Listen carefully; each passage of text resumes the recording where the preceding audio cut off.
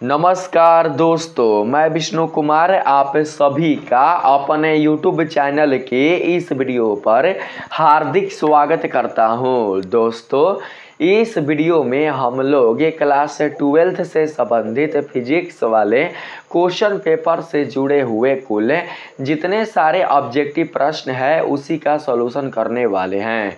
दोस्तों, आप जानते हैं कि 21 अक्टूबर यानी आज ही आप लोगों का फिजिक्स का एग्ज़ाम है।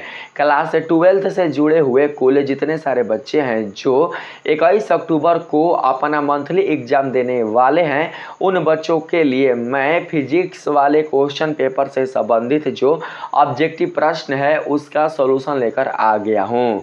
इस वीडियो में आप लोगों को फिजिक्स वाले क्वेश्चन पेपर से जुड़े हुए कुल जितने सारे ऑब्जेक्टिव प्रश्न होंगे उसका सही आंसर मिलेगा। तो आइए बिना देर किए स्टार्ट करते हैं अपने आज के इस वीडियो क्लासेज को। पहला नंबर सवाल है, वस्तु से बड़ा आभासी प्रतिबिंब बनता है।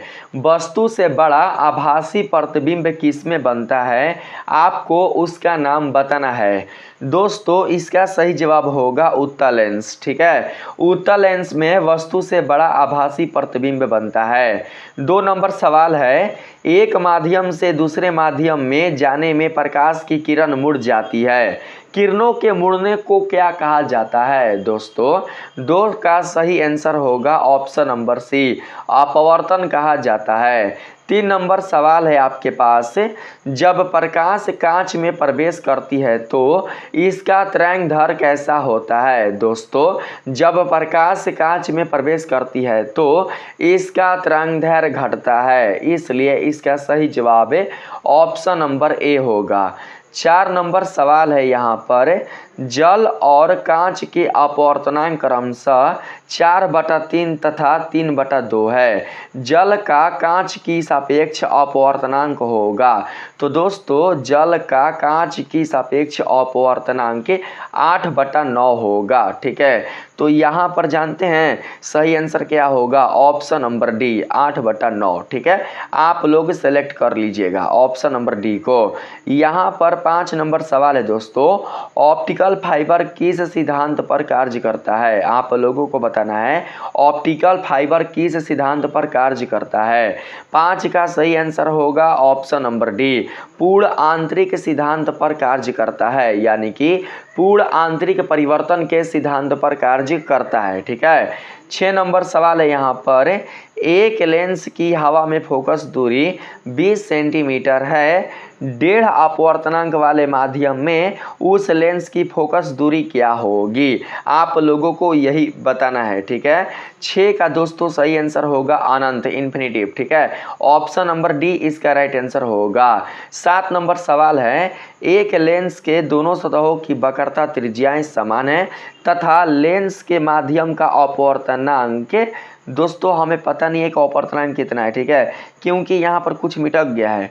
दोस्तों, यहाँ पर कुछ है, आप लोग अपने क्वेश्चन पेपर से मिला लीजिएगा। ठीक है दोस्तों, अपवर्तनांक यहाँ पर दिया है, आप लोगों को लेंस की फोकस दूरी बतानी है। ठीक है दोस्तों, लेंस की जो फोकस दूरी होगी वो होगी ±R। ठीक है, यहाँ पर ऑप्शन नंबर ए इसका राइट आंसर होगा। ठीक है, 8 नंबर सवाल है आपके पास, कहा जा रहा है दोस्तों, इसमें आप लोग देख सकते हैं, एक उत्तल लेंस ऐसे पदार्थ का बना है जिसका अपवर्तनांक 1.5 है। ठीक है, 1.5 है। इस लेंस को अगर पानी में डुबो दिया जाए तो वह किसके समान व्यवहार करेगा। तो आप लोगों को उसका नाम बताना है जिसके समान यह व्यवहार करेगा।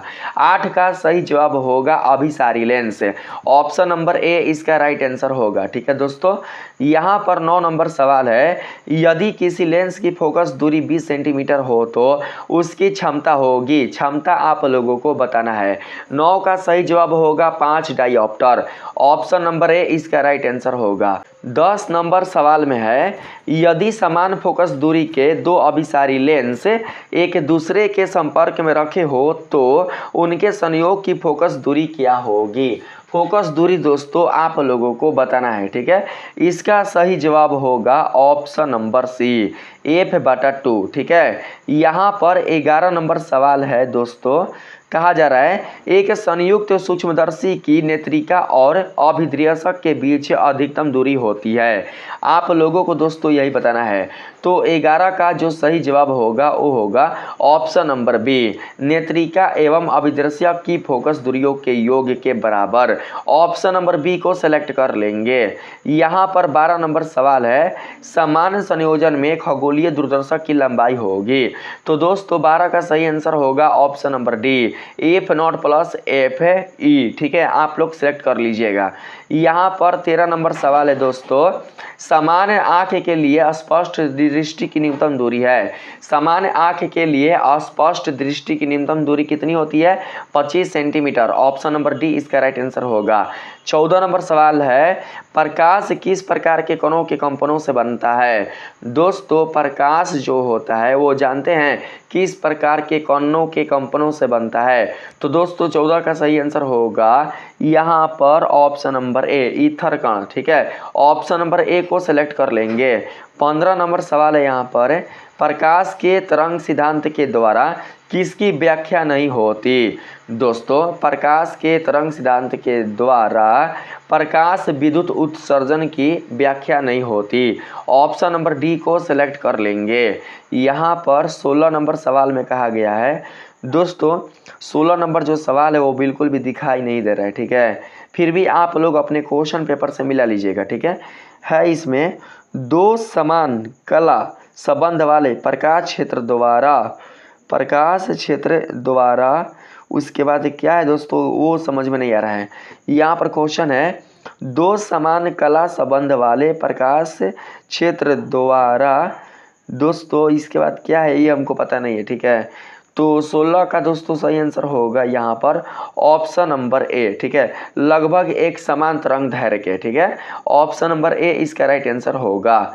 17 नंबर सवाल है यहाँ पर, विनाशी व्यक्तिकरण के लिए पक्षांतर बराबर होना चाहिए। पक्षांतर का मान आप लोगों को बताना है। 17 का सही आंसर होगा ऑप्शन नंबर बी। ठीक है, ऑप्शन नंबर बी को सेलेक्ट कर लीजिएगा। ठीक है, यहाँ पर ऑप्शन नंबर बी आप लोगों को दिखाई दे रहा होगा, अच्छे से आप लोग देख लीजिएगा। 18 नंबर सवाल में है दोस्तों यहाँ पर, निम्नलिखित में से कौन सबसे उत्तम एकवर्ण प्रकाश का स्रोत है?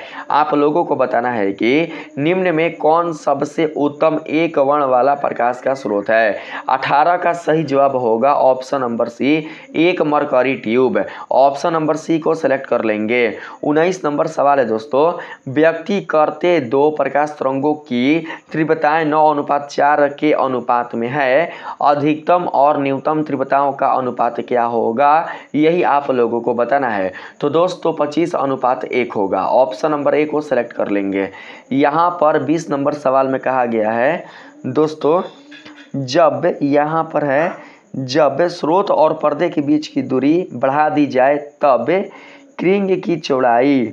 तो दोस्तों ये प्रश्न हमें समझ में नहीं आ रहा है, आप लोग अपने क्वेश्चन पेपर से मिला लीजिएगा। ठीक है, 20 का मैं आंसर बता देता हूँ। इसका आंसर होगा ऑप्शन नंबर सी, अपवर्तित रहती है। ठीक है, अपवर्तित रहती है। ऑप्शन नंबर सी इसका राइट आंसर होगा। 21 नंबर सवाल है, निकट दृष्टि दोष से पीड़ित जब एक व्यक्ति ऐसे लेंस का व्यवहार करता है जिसकी क्षमता -2 डायोप्टर है, उस व्यक्ति के लिए दूरबिंदु होगी। आप लोगों को दूरबिंदु बताना है। 21 का सही जवाब होगा 100 सेंटीमीटर। ऑप्शन नंबर सी इसका राइट आंसर होगा। 22 नंबर सवाल में कहा गया है दोस्तों, जब प्रकाश की किरणें तीक्ष्ण कोर में मुड़ती है तो इसके बाद क्या है दोस्तों दिखाई नहीं दे रहा है। काफ़ी दोस्तों प्रश्न दोस्तों काफ़ी अंधेरा हो गया है, मैं इसका आंसर बता देता हूँ दोस्तों। यहाँ पर विवर्तन, ऑप्शन नंबर बी विवर्तन होगा, विवर्तन। ठीक है, 23 नंबर सवाल में कहा गया है, प्रकाश तरंगों की प्रवृत्ति होती है। दोस्तों प्रकाश तरंगों की प्रवृत्ति अनुप्रस्थ होती है। ऑप्शन नंबर बी इसका राइट आंसर होगा। 24 नंबर सवाल है, ब्रूस्टर का नियम है। ब्रूस्टर का नियम क्या है? तो ब्रूस्टर का नियम ऑप्शन नंबर सी होगा। ठीक है, यही ब्रूस्टर का नियम है। 25 नंबर सवाल में कहा गया है दोस्तों, जब किसी पदार्थ पर प्रकाश 60 डिग्री पर आपतित होता है तब परावर्तित प्रकाश पूरी तरह ध्रुवित होता है। पदार्थ का अपवर्तनांक होगा, आप लोगों को पदार्थ का अपवर्तनांक बताना है। 25 का सही जवाब होगा 1.63। ऑप्शन नंबर बी को सेलेक्ट कर लेंगे। 26 नंबर सवाल है, 2 डायोप्टर एवं -3.5 डायोप्टर के 2 लेंस संपर्क में रखे जाते हैं, संयोग की क्षमता होगी। दोस्तों 26 का सही जवाब होगा 2 डायोप्टर। ऑप्शन नंबर सी इसका राइट आंसर होगा। 27 नंबर सवाल में कहा गया है, तरंग दैर्घ्य के बढ़ने के साथ अपवर्तनांक का मान होगा। 27 का सही जवाब होगा ऑप्शन नंबर बी, घटता है। ठीक है, तरंग दैर्घ्य के बढ़ने के साथ अपवर्तनांक का मान क्या होता है? घटता है। Option number B right answer होगा। 28 नंबर सवाल में है दोस्तों, यहाँ पर देख सकते हैं, छोटे आपतन कोण के लिए म्यू अपवर्तनांक वाले पतले प्रिज्म का न्यूनतम विचलन कोण होता है। बोला जा रहा है छोटे आपतन कोण के लिए म्यू अपवर्तनांक वाले पतले प्रिज्म का न्यूनतम विचलन कोण होता है। दोस्तों 28 का सही जवाब होगा option number B. Option number B को हम लोग सिलेक्ट कर लेंगे। ठीक है, आप लोग अपने क्वेश्चन पेपर से मिला लीजिएगा। ठीक है, 29 नंबर सवाल है यहाँ पर, इंद्रधनुष का निर्माण निम्नलिखित में से किस कारण से होता है? आप लोगों को वह कारण बताना है जिसके कारण इंद्रधनुष का निर्माण होता है। 29 का सही जवाब होगा ऑप्शन नंबर सी, बण विक्षेपण। बण विक्षेपण के कारण इंद्रधनुष का निर्माण होता है। यहाँ पर 30 नंबर सवाल में कहा गया है, श्वेत प्रकाश जब किसी प्रिज्म से गुजरता है तब सबसे अधिक विचलन किस अवयव का होता है? आप लोगों को उस अवयव का नाम बताना है। तो दोस्तों इसका सही जवाब होगा ऑप्शन नंबर सी, जो कि बिल्कुल भी हमारे इस वीडियो में नहीं है। ठीक है, मैंने जो क्वेश्चन पेपर लिया है ना दोस्तों, इसमें 30 नंबर का ऑप्शन मिट चुका है। आप लोग दोस्तों अपने क्वेश्चन पेपर से मिला लीजिएगा। ऑप्शन नंबर सी ही 30 का सही आंसर होगा।